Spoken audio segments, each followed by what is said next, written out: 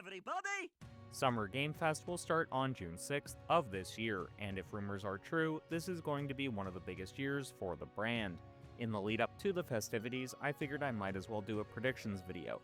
Keep in mind, this is just what I think could happen, and I would love to hear your own predictions in the comments section. So for our first prediction, I'm going to start out with something from Bandai Namco. Specifically, a showcase, trailer, or something else to that effect for Digimon story Time Stranger. We know Time Stranger will launch sometime later this year, and Bandai have been really aggressive in the marketing for this game since it was announced during a PlayStation State of Play earlier in the year.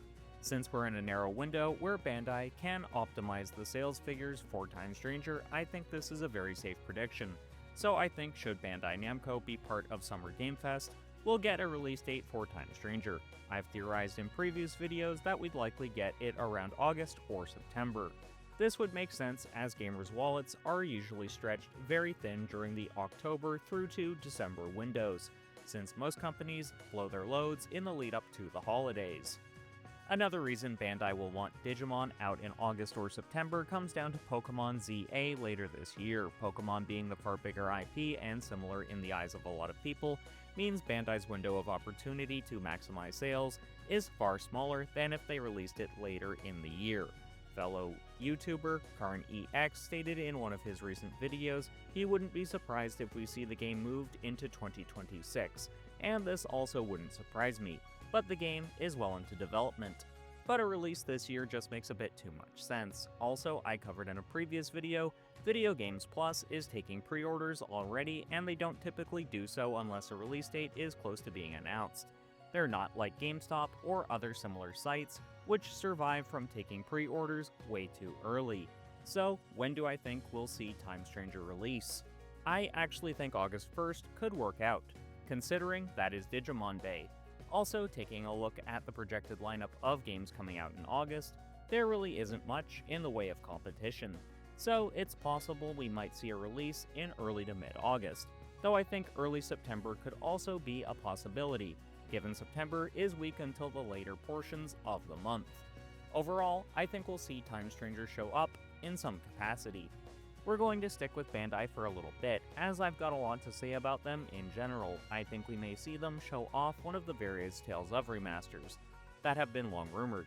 We know the fanbase desperately wants to see Tales of the Abyss or the duology of Xillia games remastered. This one, I'm far less sure on than I was regarding Digimon, but I think there's a chance we do see at least something Tales related, since we know a lot of remastered projects are in development. It has also been quite a while since we got a mainline Tales of game, since Tales of Arise released in September of 2021, with the expansion coming a little over 2 years later. Basically, it's time for us to see a new Tales of game, and the remasters will remain part of the portfolio going forward. So I put this prediction in the maybe category. Yes, for the third straight prediction, it's something Namco related. But this channel does cover Tekken at least a little bit, and I think it's worth mentioning here. As of a few days ago, we have a trailer for the return of Fakum Ram, or Fuck You Raw, as the Tekken community not so affectionately calls him. He's coming July 7th for those who got the season pass early, and has an official release date of July 10th, meaning by the time Summer Game Fest rolls around, he'll be about a month away. So I think there's a possibility we're going to see who the next character is. They're expected out in the fall, and they'll be a returning character. With how people are reacting to Tekken 8 Season 2, they're going to want to generate some good publicity, which Fuck You Raw definitely isn't going to do. So they might show off a fan favorite character, like a Julia Chang, to say something akin to, "See? We listen, now shut up and play the damn game." Now, I'm not saying they'll show off a full-blown trailer with a release date, as that would be too early. What I am saying is we might see the next character get a teaser trailer or even a full reveal. Then we'll probably see gameplay for whoever the character ends up being sometime in September. I think this prediction has a good shot at happening. But who would you like to see as the third character of Tekken 8 Season 2? We're finally moving off Bandai Namco and moving on to something else, but this next prediction remains related to fighting games. In fact, this one is a fighting game a lot of people would consider the king of 3D fighters, since Virtua Fighter is responsible for us even having 3D fighting games as we know them. So I think it's not outside the realm of possibility we see Virtua Fighter either as Virtua Fighter 5 Revo or the new Virtua Fighter showing up in some capacity during Summer Game Fest, as Sega have really gone hard with trying to get people to consider buying the game. It makes me think we might see it sometime around March of next year. But I think we probably see something related to Virtua Fighter, because what better way to draw hype to the game than showing it off during Summer Game Fest, then showing off more at EVO a couple of weeks later, use SGF to market the game to the normies, and EVO to show it off to the sickos like me. Oops, I'm breaking the fourth wall. If we do get something related to Virtua Fighter, I think it'll be another character reveal. Maybe we get some gameplay details, but I think we can just limit it to a brand new character, or a returning one. Maybe a couple. We're going to stick with Sega and its subsidiaries for the next couple of predictions though. It seems like at this point in time we get a new Like a Dragon game every year, whether it be a mainline title or a spin-off. That's not a bad thing. In fact, it's rather cool, since Yakuza, or Like a Dragon, as it's now known the world over, started out as a hyper-niche brawler. Then the titles grew over time thanks to people discovering how good the writing was, and how madcap the gameplay could get, slowly shaking off the perception that it was just GTA for weebs. Tell me when I'm telling lies! I'll have a prediction related to Grand Theft Auto 6 later in the video, so stick around for that. However, I think we're likely to see something from RGG Studios with either Like a Dragon or its spin-off series, Judgment.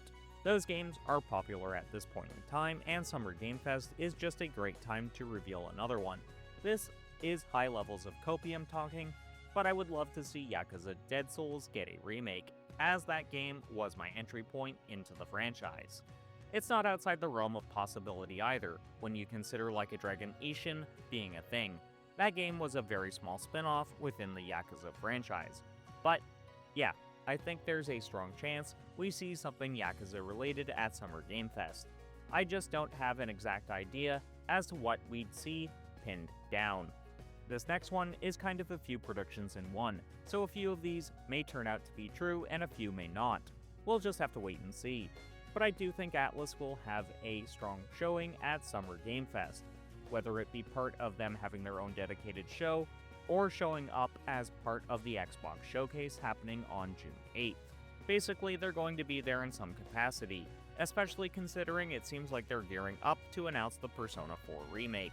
So that's my first prediction, that we're going to see Persona 4 Remake in some way, shape, or form, since it has been rumored to potentially release in the very early portions of next year. Makes sense, right? Get the marketing started at one of the biggest events in gaming, then use the rest of the year to drive up hype before going really hard during the Game Awards and releasing it sometime in the February to March window, like they did with Persona 3 Reload. Early next year also makes a lot of sense for this remake, because the early portion of the year is typically a dead zone for releases, since a lot of gamers still will be recovering from the holidays and thus probably not that enthusiastic about buying a brand new title. However, Persona 4, by virtue of being the franchise's second foray into the mainstream, is going to sell, especially when you consider the Persona 4 cast is the most universally loved group within the fanbase. So I would say expect an announcement trailer and expect it to say coming early 2026 at the very end of the trailer, with the actual release date held off until either Tokyo Game Show or the Game Awards. So that's my first prediction for Atlus. What else do I expect them to announce? We're going to stick with Persona for a bit. So let's rapid fire these predictions, as I don't particularly have anything to say about them in depth. I think there's a possibility we see remasters for Persona 1 and 2 announced, as Atlus had mentioned they want to bring those to modern platforms, and since next year is a pretty big milestone for the franchise, I think there's a strong chance we get something related to them announced at some point in the near future. It's just a matter of when, not if. It could be announced here, at Tokyo Game Show, a Nintendo Direct, PlayStation State of Play or Showcase, or during a future Xbox Showcase. But there's a good chance it gets announced within the next 6 to 8 months. The next part of the prediction is also related to remasters, that being the Persona Q games. Atlus fans have been begging for these games to get removed from 3DS jail for some time now.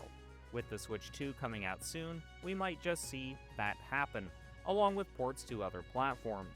Fans want this product, and Atlus would be stupidly leaving money on the table if they didn't capitalize on that demand in some capacity. I also think we might see remasters of Shin Megami Tensei 4, as I have heard some rumors those might be in the works. I do have one final Atlus-related prediction though, so let's dig deep into that one. I think at minimum we see a Persona 6 teaser trailer here, since the Atlus fandom is getting more impatient than the Nintendo fanbase was during the lead up to the Switch 2's announcement, so that has to come soon. Though I think the Game Awards is the more likely reveal date. This is going to be yet another set of rapid-fire predictions, as I think some of these could happen, and I don't have anything to say about them in depth. We're going to predict some of the Xbox showcase. I think we're going to see more about Fable's reboot. I also think we're going to see something related to the long-rumored Fallout 3 remake. I also think we could see something in relation to the next Elder Scrolls game. I don't know why, but I think these are likely to happen. I also think we might see the Rare Replay announced for the Switch 2, along with a Switch 2 port of Killer Instinct from 2013. Given Microsoft is slowly transitioning into being a third-party company, I also wouldn't be surprised if Killer Instinct gets ported to PlayStation 5 in the near future. Along with that, I think we might hear more about some Starfield stuff, and it potentially getting the port treatment as well, as that has long been rumored. I also expect at least one new project to be announced from one of Microsoft's first-party studios. Here are two predictions I couldn't think about where to include in the script and realized I'd forgotten to include them during the recording process. I think we'll see potentially around 10 minutes of gameplay from GTA 6, since that would just do numbers for Summer Game Fest, and we know people want to see the game, even if I'm not a big fan of the franchise. My final prediction, which I should have put in the Atlus section, but couldn't organically fit it there, would be the long-rumored Persona 5 Arena. I just think this has a good chance of being a thing, since Atlus loves milking anything Persona 5 related, and their opportunities to do so are starting to wear thin.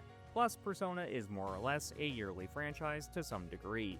Also, I just love to see what could be done with the Persona 5 cast, given that game is super slick and flashy, all things that lend well to fighting games.